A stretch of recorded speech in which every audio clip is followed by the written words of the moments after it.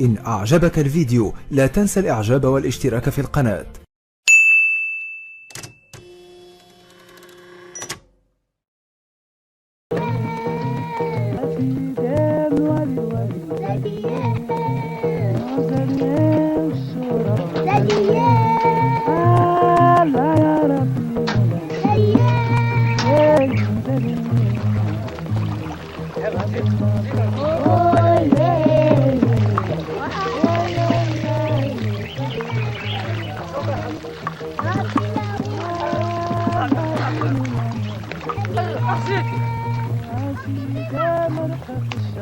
S'il résiste par le seul poids de la tradition, le paysan sait scrupuleusement sélectionner chez l'Européen ce qui l'enrichira.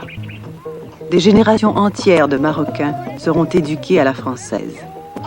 Ces connaissances acquises permettront plus tard à ces mêmes enfants devenus adultes de demander de compte à l'État français.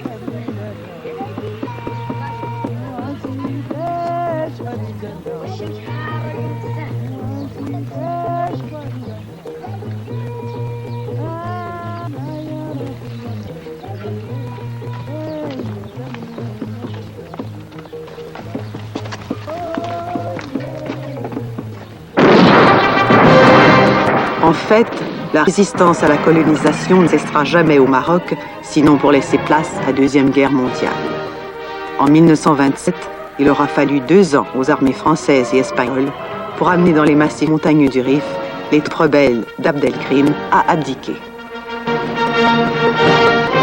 Cette même année, les Français imposent sur le trône chérifien un jeune sultan, Sidi Mohamed Ben Youssef, qu'on dit faible et influençable. De culture exclusivement arabe, parfois d'ici, Sidi Mohamed se révélera, l'exercice du pouvoir aidant, un grand chef d'État. Commandeur des croyants, puisque descendant d'Ali et de la fille du prophète, digne ancêtre de cette dynastie alaouite, Sidi Mohamed apprit à composer avec la France sans pour autant céder aux pressions colonisatrices.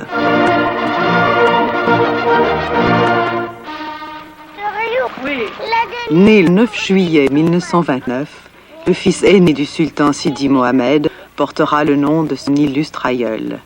Moulay El Hassan, 35e descendant du prophète, sera élevé et éduqué pour exercer le métier de roi. Le fils aîné du sultan, Hassan, était souvent montré en photo sur les premières pages de nos journaux. Enfant modèle pour nos parents, il nous est souvent cité en exemple. Si l'on connaissait Sidi Mohamed, père, la mère de Hassan était tenue à l'écart de nos yeux. Nos imaginations voguaient alors sur une interprétation spirituelle. Sidi Mohamed recevait ses enfants directement de Dieu. Ou celle plus précoce de nos fantasmes, le roi possédait un harem et ses enfants étaient aussi nombreux que ses femmes. Ce n'est que plus tard que je compris l'une des plus grandes subtilités qui permit aux dynasties de faire l'unité du Maroc. Afin de lier éternellement berbères et arabes, le roi devait épouser dans l'anonymat une femme du peuple, d'origine berbère, qui lui donnerait ses héritiers. Cette tradition, vieille de 12 siècles, se perpétue encore aujourd'hui.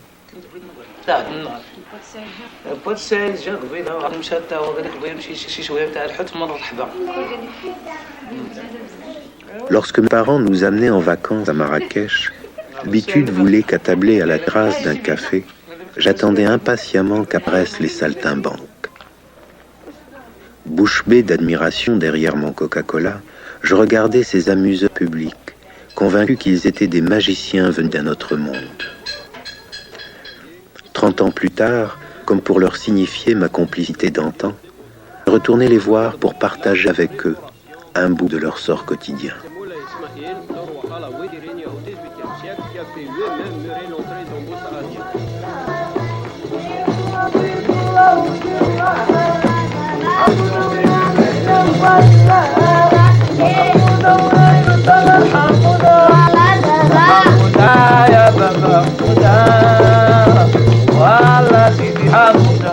Les Gnawa, descendants des esclaves guinéens, troubadours publics de père en fils, chantent de longues mélopées qui comptent les joies et malheurs du petit peuple. Les miséreux ont eux aussi créé et perpétué leur propre dynastie.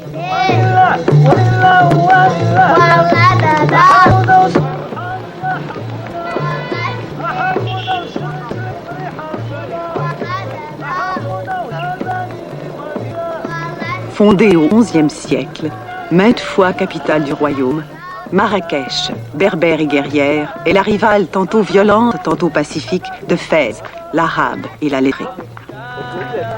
En suivant Ibrahim et son fils, des bris de souvenirs me reviennent. Marrakech, c'était les levées de soleil, ce parfum de mimosa et de fleurs d'oranger, ces maisons au carrelage mouillé et aux volets clos, qui tentaient en vain de repousser la chaleur étouffante venue du désert. Marrakech, c'est aussi la partie berbère, moi, celle qui me vient par ma mère. Lorsque mes parents se chamaillaient, mon père exacerbé finissait par accuser ma mère de chleu, de berbère. Avec ce dernier mot, il avait tout dit. Composant 60% de la population marocaine, les Berbères sont ici chez eux. Fiers, têtus, indépendants, ils ont su donner à Marrakech le visage de leur âme.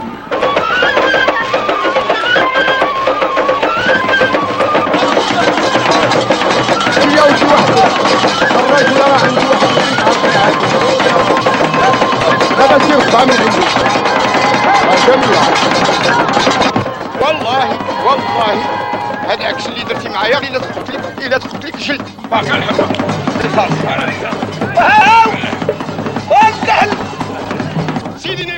Côtoyant aujourd'hui cette foule mouvante, véritable fourmilière humaine, je retrouve les mêmes sentiments. Une euphorie unique que cette place a toujours provoquée en moi. Le sens d'appartenir, d'être un avec tous.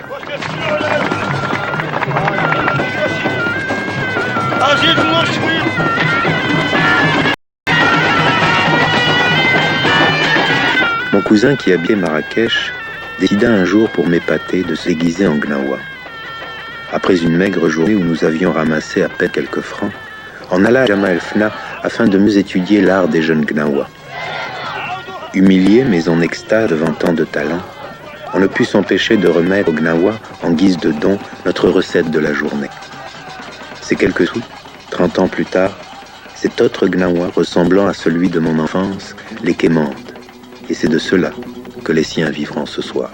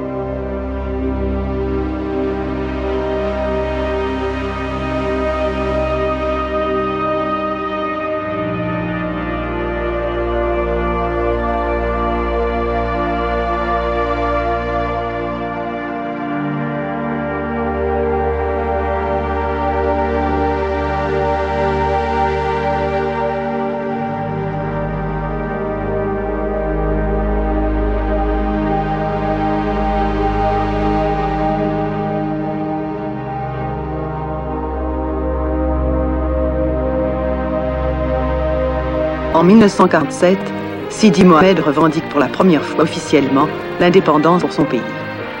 Du même coup, le monarque enlève à l'unique parti nationaliste, l'Istiklal, le monopole de la lutte pour la libération nationale. Lorsque le sultan se rend en France à bord du croiseur Georges Lègue, ce n'est pas uniquement pour des raisons protocolaires. Il se plaint du résident général Juin, qui se comporte comme si le Maroc est non un protectorat, mais une colonie. Le sultan, un simple haut fonctionnaire au service de la République. Sidi Mohamed soumet alors au président Vincent Auriol que seule une réforme de structure qui mettrait fin au régime de protectorat peut donner au rapport maroco-français une base plus solide et plus saine. La réponse du gouvernement français sera une fin de non-recevoir.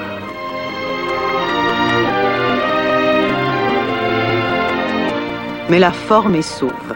À 20 ans, le prince Moulay Hassan reçoit de l'université de Bordeaux son diplôme de droit. Par lui, le trône alaouite signifie à la France que la relève moderne est arrivée et que les Marocains sont prêts, avec ou sans leur consentement, à reprendre en main les destinées de leur pays. De l'IOT au Maroc, il ne reste plus qu'un nom de lycée. Les mêmes professeurs qu'à l'époque du protectorat et dispensent les mêmes cours à leurs concitoyens, ainsi qu'à l'élite marocaine, qui aujourd'hui se fait un honneur d'éduquer ses enfants à la française. On va préparer un commandement unique. Ce commandement unique, on le confie au général Foch. Le front est bousculé, les Allemands arrivent à 60 km de Paris. Cette dernière ruée allemande a été déclenchée avec une grande soudaineté, avec un grand secret de la préparation. Dans les années 50, pendant que le nationalisme marocain prenait forme, l'école s'empressait de bourrer nos crânes d'enfants sur la suprématie de la France. Ayant appris que mes ancêtres étaient gaulois, ma génération allait grandir des étrangers dans leur propre pays. Le 20 août 1953, des chars blindés encerclent le palais royal. Refusant d'abdiquer, ses revolvers au dos, Sidi Mohamed est exilé à Madagascar. Faisant son complice du pacha berbère de Marrakech, le Laoui, la France tentera de diviser le peuple en semant la discorde entre arabes et berbères. Le parti de l'Istiklal lance alors un mouvement de protestation violente à travers le royaume. La violence fit irruption dans ma rue. Je crus d'abord à un jeu. Mais lorsque devant moi l'asphalte se déchiquetait sous le choc des cocktails Molotov, lorsque derrière les rideaux entr'ouverts de ma chambre, j'observais dans la nuit les tentes prendre possession de ma rue, je commençais alors à saisir qu'entre les leçons d'histoire de France qu'on me dispensait l'école et la vraie vie au Maroc, il y avait un écart que la violence était en train de combler.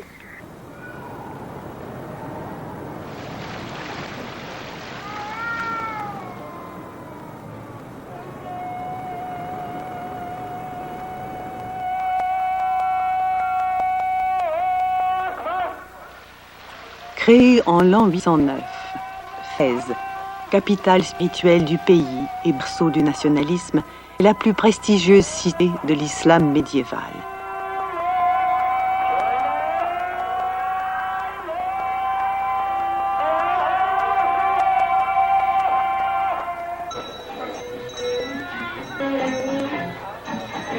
Fès, enchâssée dans ses remparts, ne se livre pas dès l'abord.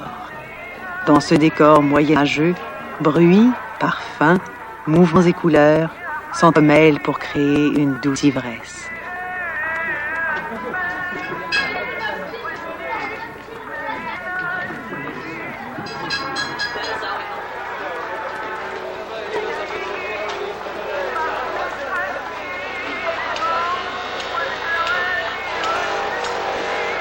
Fès, c'est une ville européenne qui a traversé le continent.